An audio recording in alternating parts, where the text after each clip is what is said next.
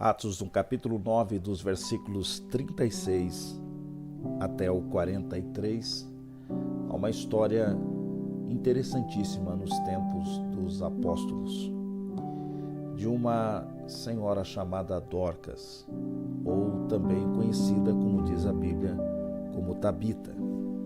E a Bíblia diz que ela era uma discípula. Ser discípulo é negar a si mesmo. Ser discípulo é você desistir de si mesmo como produção própria e você alterar todo o seu comportamento, toda a sua vida e se render a um verdadeiro chamado. Ser discípulo é você negar a si mesmo e abandonar a presunção de querer agradar a Deus por meio de imagem e produções próprias e demonstrar o seu amor a Deus, honrando a vida do próximo. Porque o Evangelho não é um amontoado de informações. O Evangelho é uma boa nova, o Evangelho é uma pessoa, o Evangelho é uma consciência. E o que a gente aprende com a irmã Dorcas? A irmã Dorcas, quando você lê a história dela, você vê que Dorcas afetava as pessoas com a agulha do bem. Dorcas ia na casa dos necessitados, das necessitadas, pessoas que viviam descobertas pelo sistema da época, pessoas que eram limitadas nas suas finanças do dia a dia. E Dorcas chegava, não sei se dava bom dia, boa tarde, shalom. Porém, ela vinha tirar as medidas daquelas senhoras sofridas, algumas viúvas, porque os maridos em alto mar morreram, ou outras que os maridos abandonaram, e ela tirava a medida da roupa daquelas senhoras e também atendia na limitação financeira das mesmas. Quando você lê a história de Dorcas, é bom você entender de que o púlpito não era lugar para as mulheres daquela época. As mulheres tinham bastante restrições em comparativo com as mulheres de hoje.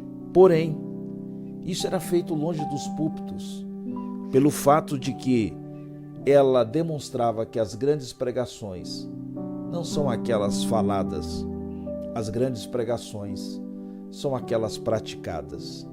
Muito mais de você ser um pregador ou uma pregadora, seja a própria pregação. Dorcas usou os dotes, as habilidades, os dons que ela tinha, não para se tornar orgulhosa, arrogante, competitiva, rival de alguém. Não. Não busque os dons para você ser grande. Busque os dons de Deus ou use as habilidades que Deus te deu para você ser útil.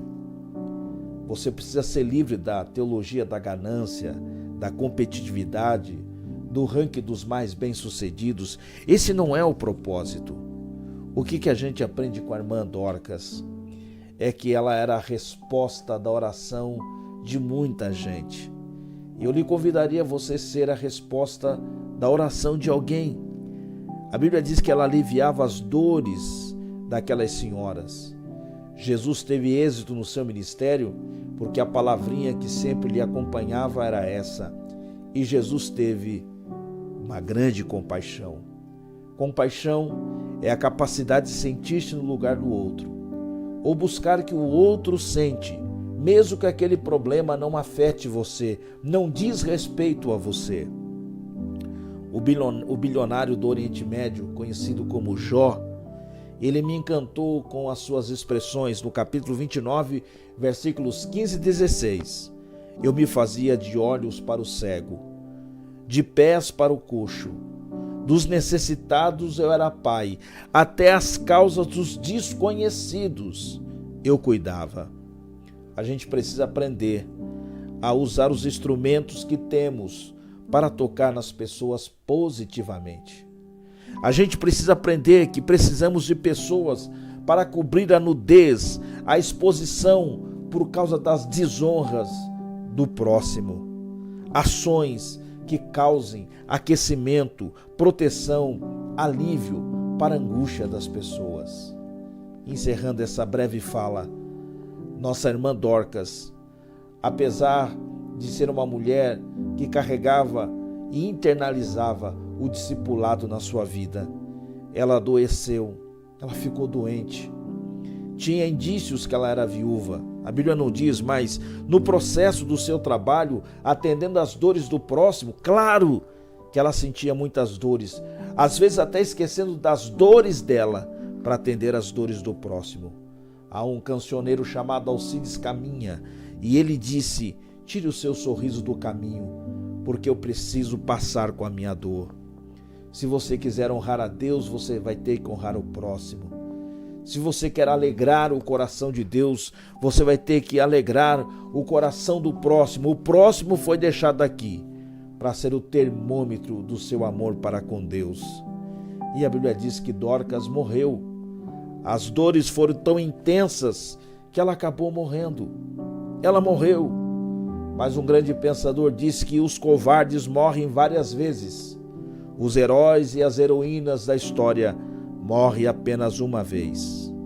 A morte é um fato. Eu sei que é um fato que carrega o tom de assustador.